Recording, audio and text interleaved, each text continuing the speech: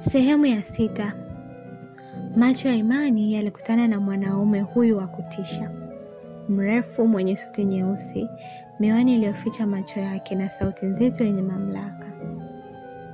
Mimi ni Mr. K na nimekuja kwa ajili yako. Moyo wa Imani uliruka kama umeme. Mikono yake ilianza kutetemeka. Alijaribu kujifanya jasiri, lakini jasho baridi lilimtoka. Kwa ajili yangu? Unamaanisha nini? Aliuliza kwa sauti iliyojawa na wasiwasi. Mr. K alitabasamu kidogo, tabasamu lisiloeleweka. Tuna mengi ya kuzungumza, lakini si hapa. Alitoa kadi nyeusi kutoka kwenye koti lake, akaisukuma mezani. Usiku wa manane, njoo hapa. Ukikosa hii nafasi, hutaweza tena kupata ukweli wa Baraka, Sandra na hatima yako. Imani aliinama na kutazama hiyo kadi. Ilikuwa imeandikwa Black Phoenix Private Lounge, saa 7 usiku. Alipojaribu kuuliza zaidi, Mr. K alisimama na kuondoka. Alitembea kwa utulivu, lakini kwa nguvu, kana kwamba anamiliki dunia nzima. Aliingia kwenye gari jeusi lililokuwa limeegeshwa nje, kisha akaondoka kwa kasi. Imani alibaki ameganda. Je, akienda kwenye mkutano huu atapona au atatumbukia kwenye shimo la giza lisilo na mwisho? Usiku wa manane, Black Phoenix Lounge. Imani alipanda teksi kuelekea sehemu iliyoandikwa kwenye kadi. Jiji lilikuwa kimya, taa za barabarani zikiangaza giza la usiku. Alijihisi mpweke, kwani hakuwa na chaguo. Alipofika, aliona jengo kubwa la giza lililoonekana kuwa la siri. Hakukuwa na maandishi makubwa, lakini milango yake ya dhahabu na walinzi waliovaa suti nyeusi walimfanya ahisi kuwa hapa hapakuwa sehemu ya kawaida. Alishuka kwenye teksi, akapiga hatua kuelekea mlangoni. Mlango mkubwa ulifunguka kimya kimya, kana kwamba ulikuwa ukimsubiri. Alipovuka mlangoni, aliona mandhari ya ajabu. Chumba cha kifahari kilichojaa watu wachache waliovaa mavazi ya bei ghali, wengine wakivuta sigara na wakicheka kwa sauti ya chini. Hii haikuwa lounge ya kawaida. Hapa palikuwa sehemu ya watu wenye nguvu, watu hatari. Ghafla sauti nzito ilisikika kutoka upande wa pili wa chumba. Karibu Imani.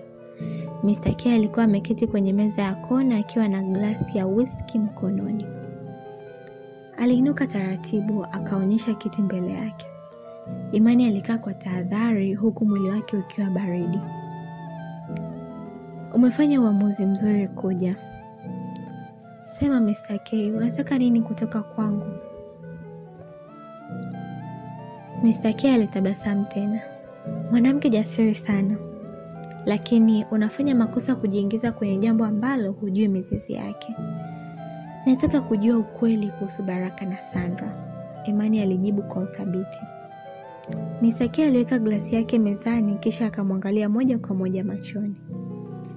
Sawa, basi ngoja nikwambie kitu ambacho hakikupaswa kujulikana.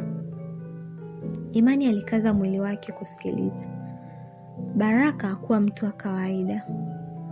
Alikuwa mpango mkubwa wa sehemu kubwa ya kifisadi, biashara haramu na uhalifu uliofanya kimya kimya.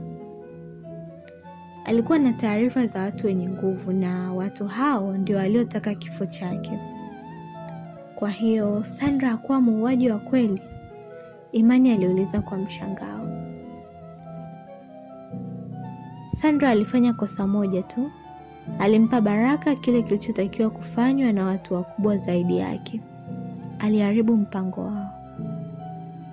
Kwa hiyo Baraka alikuwa tayari amepangiwa kuuawa kabla ya usiku ule? Mr. K alitikisa kichwa.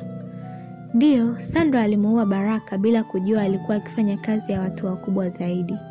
Walichotakiwa kufanya wao ni kumfanya atoweke bila kelele. Imani alihisi damu yake ikichemka. Kwa hiyo sasa, hao watu wanamtafuta nani? Aliuliza kwa hofu. Mr. K alitazama kwa macho makali kisha akasema kwa sauti ya utulivu wa kutisha, wanatafuta ushahidi wa Baraka na mtu wa mwisho aliyekuwa karibu naye. Imani aliganda pale aliposikia. Mimi? Ndio. Wewe sasa ndio unayeshikilia siri kubwa zaidi. Ukikosea hatua moja tu utakuwa mlengwa wao ujao. Moyo wa Imani ulianza kupiga kwa kasi. Nimeingia kwenye shimo la giza lisilo na mwisho. Je, nitapona? Ghafla simu ya Mr. K ililia. Aliangalia kisha akaisukuma mezani. Imani alishangaa alipoona jina hilo lililoandikwa kwenye simu hiyo, unknown caller. Mr. K alibaki kimya kisha akachukua simu kwa tahadhari. Ndiyo, nani anazungumza? Aliuliza kwa sauti nzito. Kimya. Nani huko? Sauti nyepesi na ya ajabu ilisikika kwenye simu.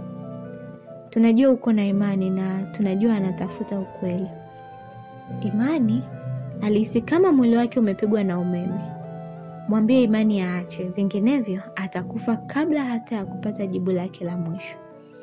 Simu ilikata ghafla. Imani alihisi tumbo lake likiunguzwa kwa hofu kali.